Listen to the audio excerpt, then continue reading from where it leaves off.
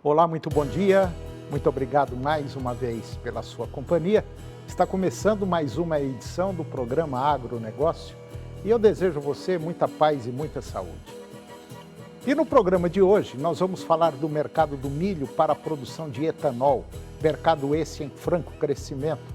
Eu vou conversar com Sandro Moretti, ele é diretor suporte de manutenção da software da Geatec, uma unidade de negócios da Senior Sistemas, e vamos falar de cibersegurança ou cybersegurança, que deve ser prioridade entre as agroindústrias e fazendas.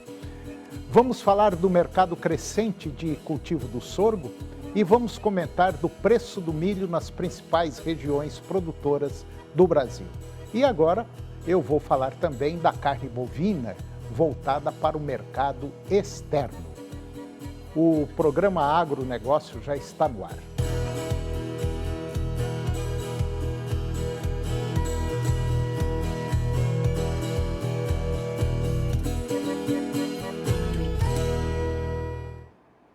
Eu começo o programa de hoje falando do mercado do milho para a produção de etanol.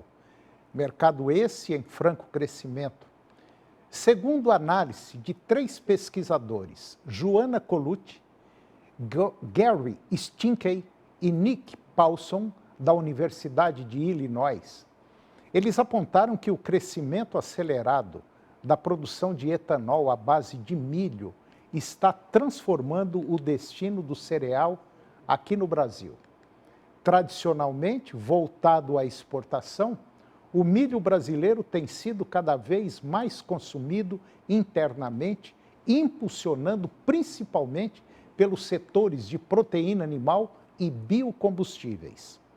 O processamento de milho para etanol saltou de 406.400 toneladas para 18.338.000 toneladas entre 2015 e 2016 e agora a safra atual, representando 15% da produção nacional.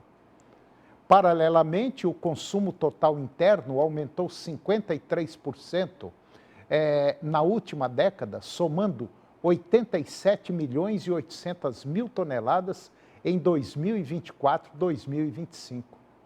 A maior fatia, cerca de 64.500.000 toneladas, ela é destinada à pecuária, especialmente à avicultura, setor em que o Brasil lidera as exportações mundiais. Já o uso industrial, alimentício e para sementes, incluindo o etanol, responde por outros 23.495.000 toneladas. Atualmente, existem 25 usinas de etanol de milho que estão em operação aqui no Brasil, com 15 em construção, concentradas principalmente na região centro-oeste, com destaque para o Mato Grosso. A produção brasileira desse biocombustível saltou de 140 milhões para 8,2 bilhões de litros desde 2015 e 2016 e deve chegar a 10 bilhões agora no ano de 2025-2026, o equivalente a quase 1/3 da produção total de etanol do Brasil. Esse avanço ele é favorecido pelo crescimento da segunda safra, a safrinha, que já representa cerca de 80% do milho colhido no Brasil. Com a demanda aquecida, os preços internos também reagiram. A tendência é de continuidade nesse movimento, impulsionada por novas plantas, políticas de incentivo ao uso do etanol e a aposta do país em liderar a produção de biocombustíveis sustentáveis.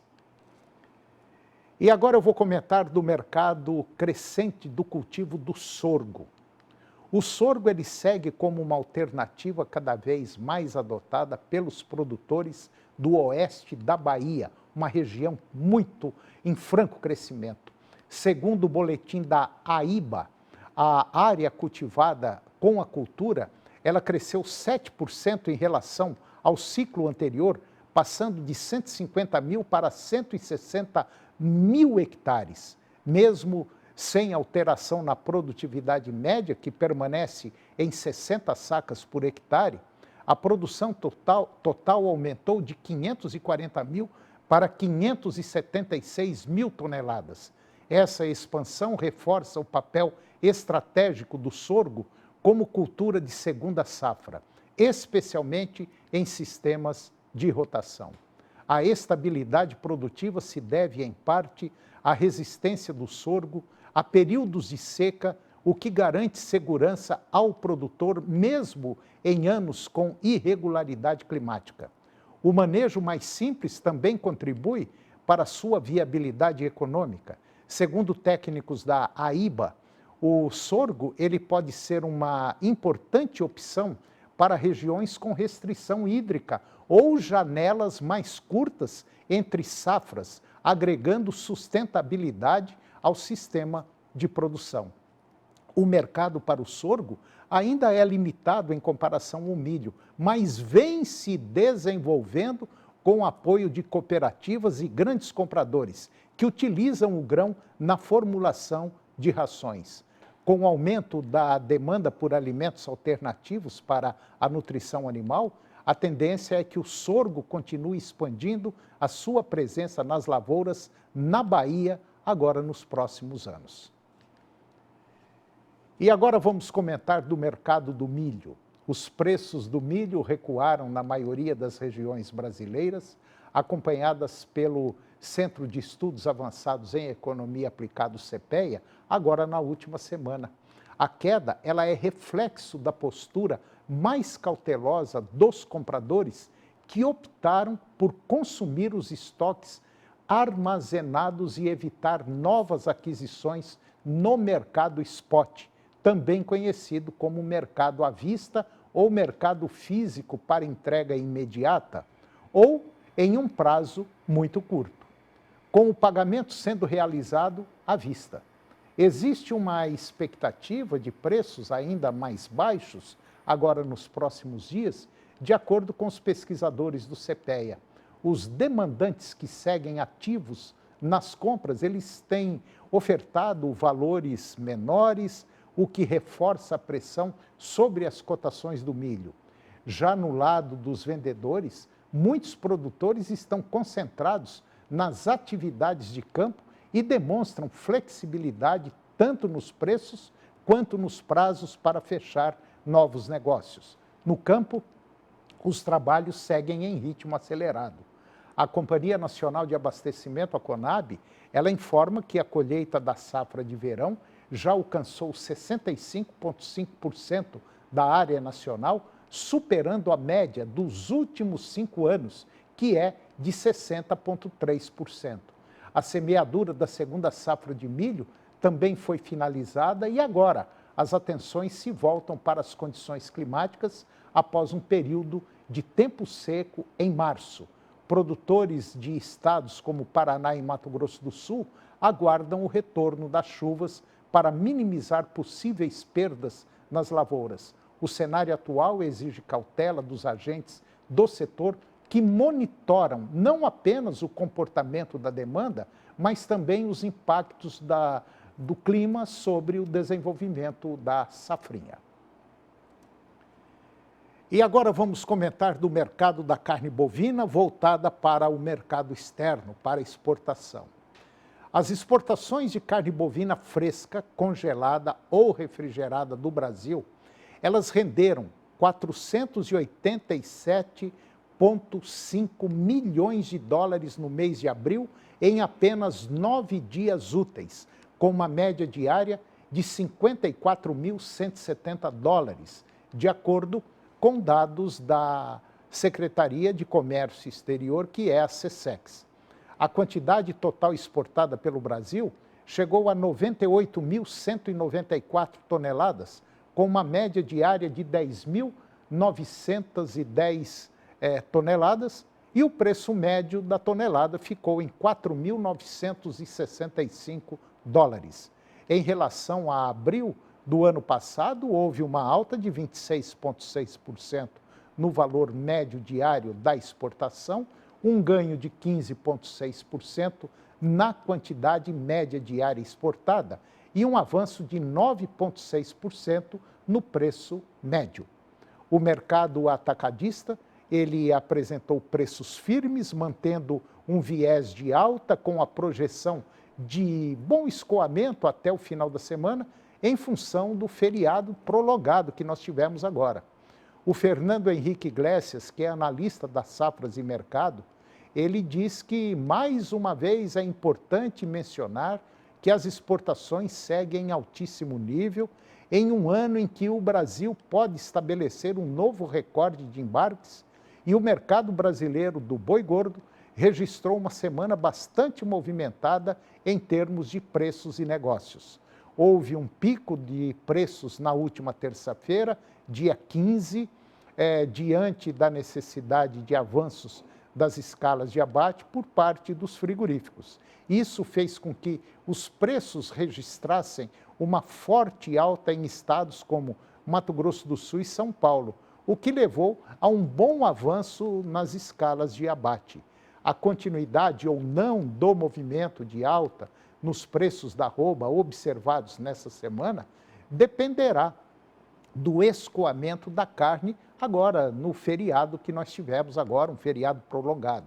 E é preciso lembrar que o mercado do boi está muito próximo do período auge de oferta que tradicionalmente ocorre a partir de maio. E agora vamos falar um pouquinho do mercado interno da carne de frango. O mercado brasileiro de frango, ele registrou preços estáveis com o animal vivo e no mercado atacadista ao longo da semana.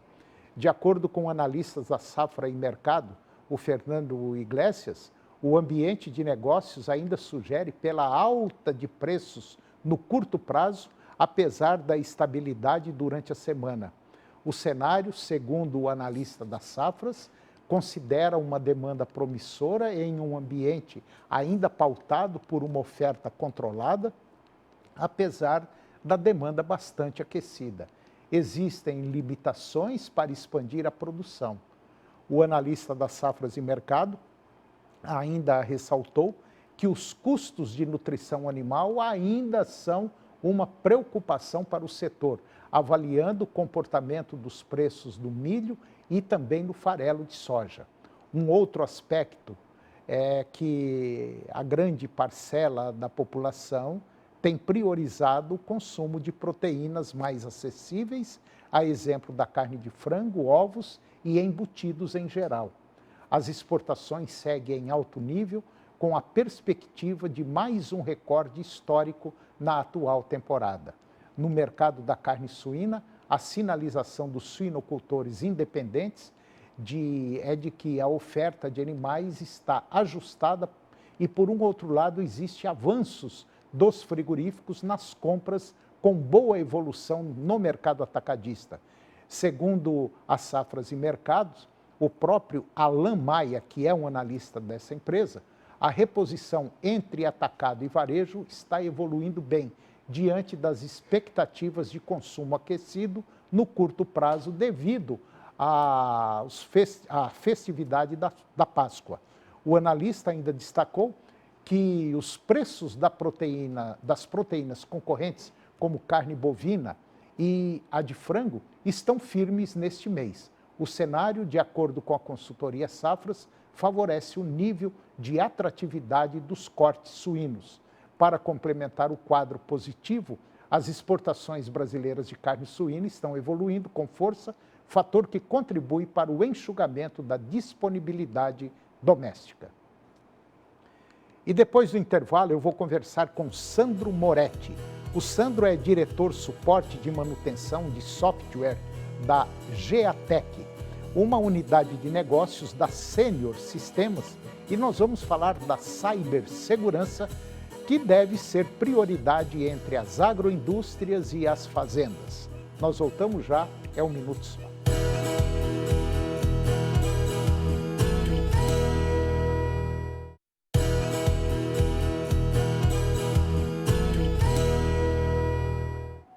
Nós estamos de volta e agora eu vou conversar com Sandro Moretti.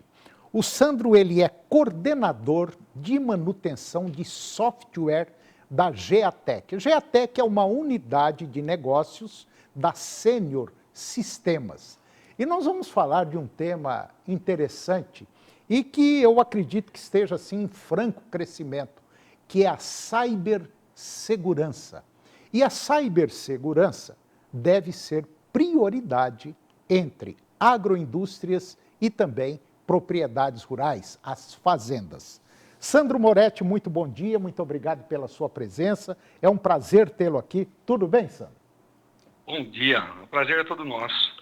Sandro, a gente sabe que a cada dia que passa, a gente sempre está tendo novidades no mercado e agora com essa entrada, vamos dizer assim, popularmente falando, com a entrada da internet, a facilidade para a gente operar uma máquina, fazer uma compra, ter uma segurança na fazenda, por exemplo, que até alguns anos atrás não era muito problema, hoje já passa a ser um grande problemão, não só em fazenda, como em basicamente todos os lugares, né?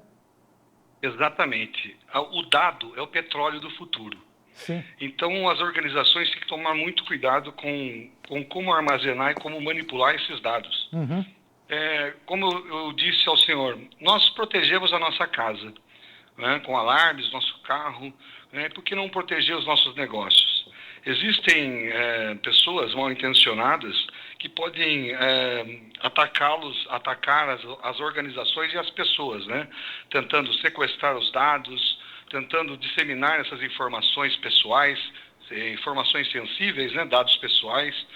E então a cibersegurança vem mitigando esses riscos, né? Fazer com que esses ataques cibernéticos não aconteçam, né? Muitas das pequenas e médias empresas entendem isso como um custo.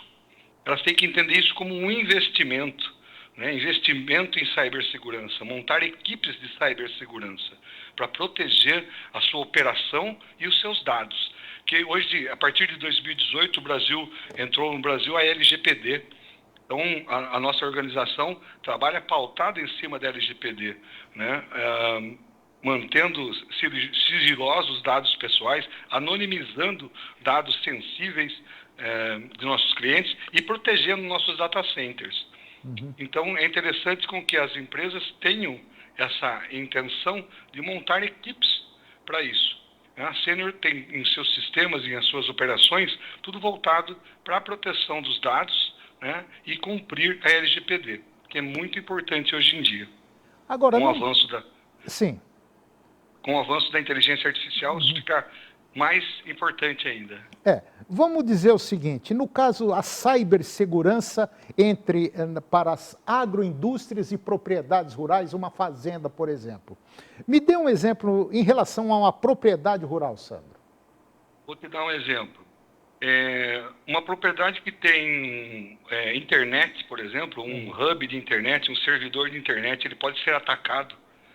Um ataque DDoS, onde várias máquinas atacam um mesmo ponto, sobrecarregando esse servidor, fazer com que a operação pare. Imagine um processamento numa usina de açúcar, ou um processamento qualquer em algum cliente, onde tem a necessidade as operações serem controladas via automações, né? E um servidor desse cai no meio do dia, né? Então, para a operação. Imagine o custo de se parar uma operação durante o dia, né? Qualquer horário produtivo. Então, a cibersegurança se faz necessária para esse tipo de proteção. Só para vocês terem uma ideia, em 2024, o custo médio global de uma violação de dados foi de 4,88 milhões de dólares, de acordo com a IBM. Né? Um crescimento em relação a 10% ao ano passado, ao ano anterior, 2023. Então, no Brasil, as brechas vêm aumentando muito, né? Aumentando um impacto de 1,36 milhões de dólares sobre o caixa empresarial, sendo representativo numa empresa, né? Imagine você ter um problema no caixa inesperado nesse valor. Então, é muito importante se proteger nesse sentido. né, proteção dos dados sensíveis, proteção de ataque cibernético e conformidade regulatória, conforme a LGPD regula. Quer dizer, era a hora que você falou da usina, eu me lembrei o seguinte: se você pegar, por exemplo, uma grande propriedade e conseguirem entrar dentro, vamos dizer, das máquinas que fazem a parte financeira de uma empresa, é um desastre violento, né? Exatamente. O sequestro dos dados, alguns hackers, eles entram no servidor e sequestram os dados, criptografam os dados do servidor. E aí fazem chantagem, né, para que se pague a recuperação desses dados. Então, o que acontece? Eu vou comentar uma coisa que todo mundo faz em casa. Compra um equipamento eletrônico e na instalação nem lê o manual. Vai dando default. Uhum. Né? O hacker procura essas brechas. Né? Onde está a senha default de instalação, ele utiliza essas brechas para entrar nas nossas redes. Então, por isso, né, as empresas de segurança, a Senior tem vários parceiros e tem uma equipe voltada à cibersegurança, né, executa vários pen testes, né, testes de penetração. São os chamados hackers do bem. Né? Então, a gente pode fazer com a TV Serra Dourada aí. Vamos fazer um pen test. Então, você nos fornece o endereço do seu servidor e a gente faz ataques para tentar achar vulnerabilidade na rede de vocês. Os hackers fazem isso, tá? E quando conseguem, fazem estragos. Agora, deixa eu te fazer uma pergunta no nosso dia a dia. Hoje é muito comum, basicamente, todo mundo tem um Pix, certo? E também muita gente tem aí o seu aplicativo do banco no seu celular. E a vulnerabilidade é muito grande, né? Exatamente, é muito grande. Por isso, nós temos aqui instalados nos nossos celulares ou nos nossos computadores, né, antivírus para que isso não possa acontecer. Não ficar clicando em e-mail que não conhece, abrindo site que não conhece, né, que aí são instalados phishings, né, e outros softwares que roubam as nossas informações. As nossas informações, vira e mexe, alguém liga para a gente, né, pegou de algum lugar. Segundo a LGPD, isso é um crime. Então, nós temos que manter os dados sigilosos. O que acontece com uma empresa? Por exemplo, se na nossa empresa, nós temos o banco de dados de um cliente e essa informação vaza, né, a reputação da empresa fica manchada. Então, é muito importante manter seguros os dados dos nossos clientes. E os nossos também, né, da própria operação da empresa. Então é muito importante esse paradigma de que cibersegurança é custo, ele tem que ser quebrado.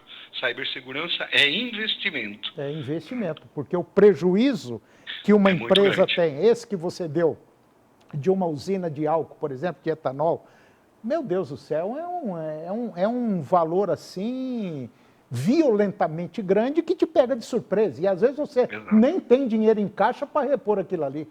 Exatamente. Agora, Sandro, para entrar em contato com vocês têm algum site, tem alguma... Como é que faz?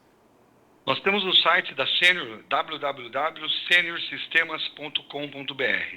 Né? Mais sobre esse assunto que eu falei, vocês vão encontrar em www.senior.com.br/blog/cibersegurança.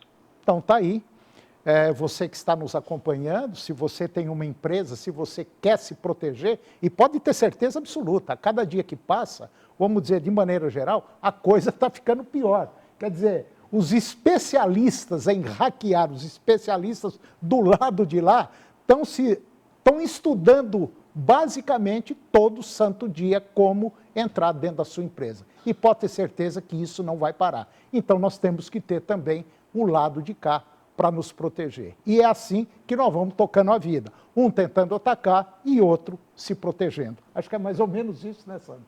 Exatamente. Tá. Exatamente. Sandro, eu agradeço francamente a sua participação no nosso programa. É um tema muito interessante, é um alerta que, na verdade, a gente está fazendo aí.